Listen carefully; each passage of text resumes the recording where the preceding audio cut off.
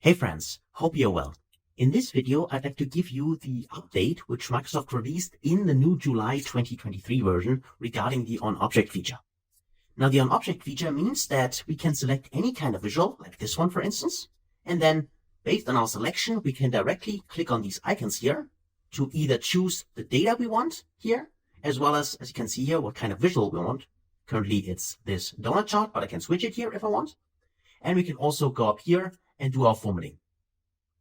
Now, if you work with Power BI in 2022, for instance, so in earlier versions, then you were actually more familiar with these options here actually pinned up there on the upper right.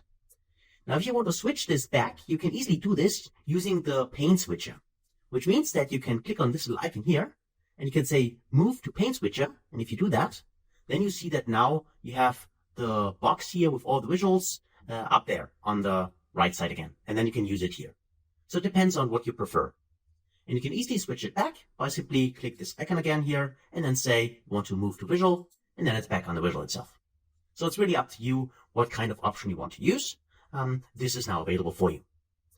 Besides doing it here, you could also go under the View tab, and there's also this option Pane Switcher, and you can go there, and then you can say I want to move here to the Pane Switcher, and then you can switch it here. Or you can, of course, go back there again, and you can untick this option, and then it's back on the visual.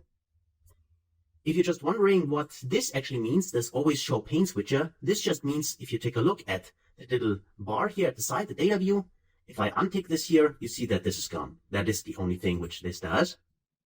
And the second thing, which is new, is that beside clicking on these icons here, to add them here to the pane, like for instance, if I click on Format, you would see here there's also the format option here.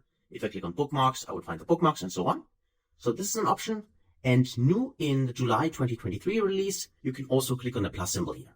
So customize pane switcher, if you click here, then you can simply check here the boxes, what you want to see and what not. So if I go to selection, you would see that this also appears in here. So it's up to you how you want to do it, but this plus symbol now is also available for you.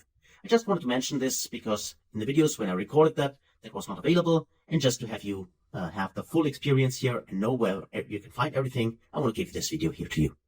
So hopefully that was helpful, and now please continue following the course. Now let's do that.